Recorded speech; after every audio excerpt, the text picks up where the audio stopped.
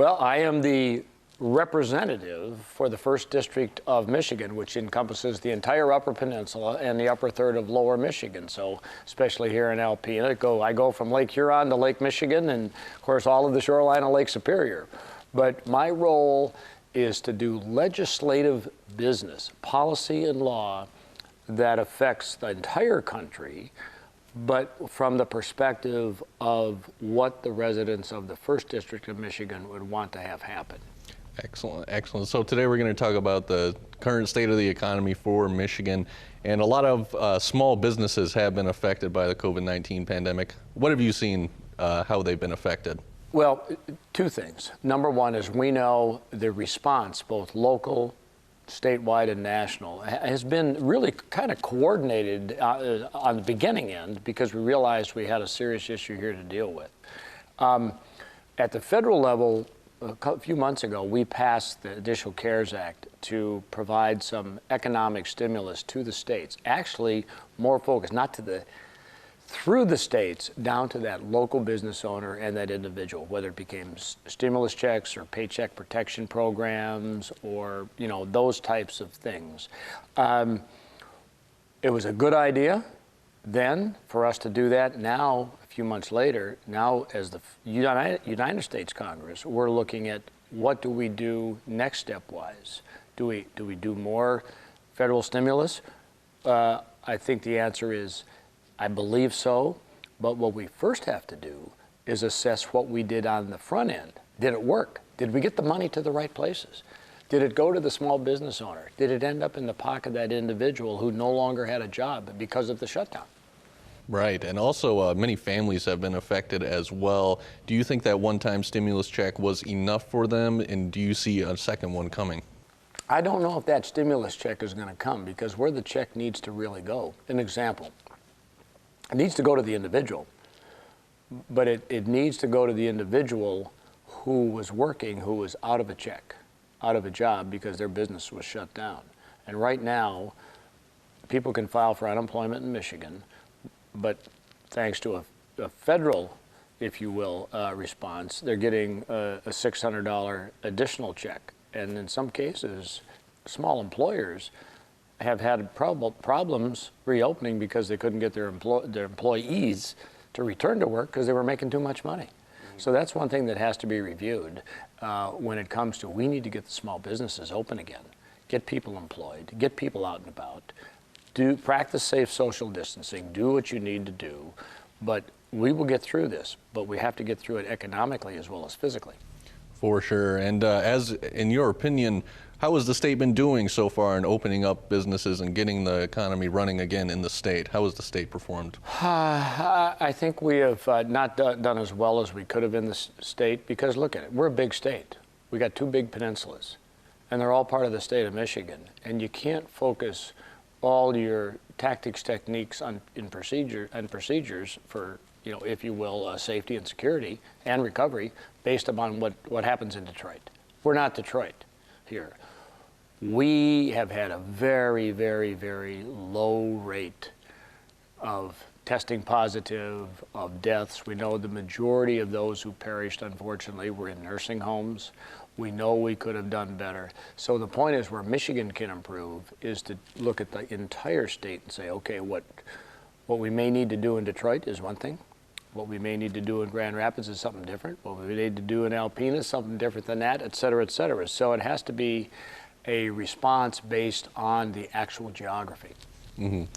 And a lot of people are saying that Governor Whitmer really got ahead of this thing earlier in the first beginning months. Would you say that the response with her socially distancing guidelines and now putting requirements for masks, would you say that's the right way to go? We need to understand, or in this case, the governor needs to understand that she's got a lot of responsible adults who know what to do. We don't need to be dictated to. So there's a certain rub there from telling us what we're trying to accomplish and telling us how to do it. Because again, you got business owners who they'll figure out a way. An example, Traverse City restaurants and bars. They closed down their main street so that they could socially distance their tables. So they cut the traffic. Logical decision. If you can only have 50% capacity in your restaurants, well, increase your square footage so you can still have the same number of people. We need the latitude. The business owner and the individual people need the latitude. Don't dictate to us. So you're saying there just shouldn't be laws, maybe just put out guidelines? Put out guidelines that reflect reality and reflect the fact that you as the governor listened to all of the people in your state, in the different parts of your state. And another big thing that people are concerned about is the upcoming school year. What do you think should happen? Should we go to an online? Should we go right to in-person, or should there be a hybrid? Well, see, it depends on the school system. You might have some schools that might have literally 500 students in a senior class, and you might have schools like Watersmeet, Michigan, where I live, that has 8 students in their senior class. Okay, let the school board, in conjunction with the parents, in conjunction with the local community, figure out the way. And we're going to have to make some changes in the educational delivery. Where we suffer here in this part of the state is that if students are at home and online, they might not have the broadband connectivity to do it. In fact, since I got to Congress, I've been working as part of a small group, rural broadband, to increase that upload and download capability so that student here in Alpena will have the same educational experience and that technical capability as that student in Detroit or Grand Rapids. Absolutely. And we saw that in Alcona County, they ended up putting up wireless connections at the schools, so you go out into the parking lot. Do you think that's going to be happening more and more? Well, I think it's going to, again, we need to adjust given the situation. So adjust to make sure people are safe, people are secure, that the educational material is being delivered. And guess what? Teachers are going to have to change. They don't get it to have it their way. And if they like their classroom a certain way and now they have to transition online, well, either step up and make the transition, because your job as a teacher, by the way, my youngest daughter is a career elementary teacher. She kind of gives me my guidance. She says, I'm there for the students. And I listen to the parents, but the parents have to engage with me because we're in league together to make sure the student gets the maximum benefit of that education. So what do you think are the top 3 goals that Michigan should be focusing on? Well, number one, we need to keep our citizens safe and secure, okay, and not locked down. Safe and secure doesn't mean locked down. It means to keep them informed, but the way we keep them informed is by listening to the fact that, let's say in Alpena, the city council has a plan. Go with what the local people know is best. So number one, listen. Number two, we need to really truly evaluate the numbers. If a person tests positive for COVID-19, what does that mean? Did they go to the hospital? If they went to the hospital, did they get admitted to the hospital? If they got admitted to the hospital, how long did they stay? If they stayed, did they go on a ventilator? In my role as a federal legislator, I want the data. I just don't want to be told. It tells me nothing if you got X number of cases and Y number of deaths. And then we also know there's been some false reporting of cause of death, COVID-19, because there's been some financial remuneration to the hospitals or some of the things because of that. And that's shameful, because then it skews the numbers, and how do we do the response? That was another question I was going to ask you, though, real quick. Do you think that the deaths have been conflated, and how much do you think? Well, I think there is, but if you look at the raw numbers that you see, if you look at any, let's say, 24/7 news outlet, usually on the right-hand side, you're going to see the number. They're permanent. It's like looking at the stock market every day to see what's going up and the market's going up or down. You'll see, first of all, worldwide, number of cases, number of deaths. Then you'll see U.S., number of cases, number of deaths. If you look at the raw numbers, that the percentage of deaths is going down. A week or so ago, I think it was like 5 something. Now it's down at 4 something. So there's actually a decrease. But again, we need to look, we really need to break apart and break down the numbers to see are the protocols working?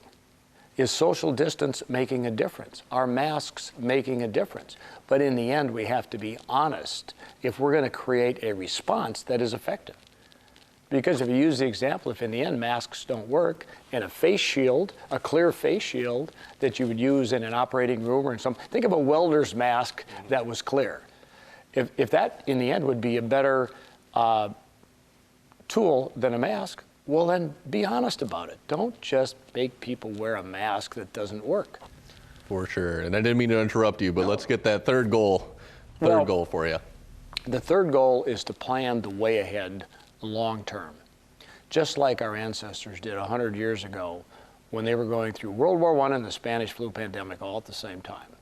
But they did the best with what they had.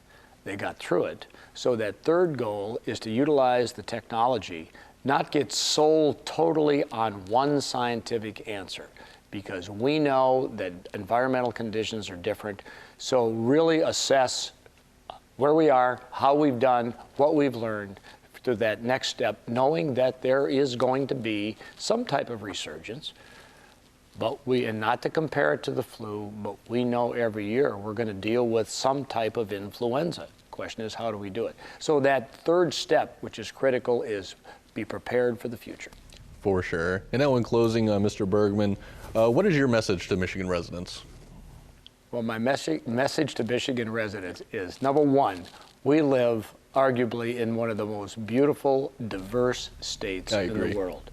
We get more done and feel better about life when we love rather than hate. And if you fear something, get educated on it.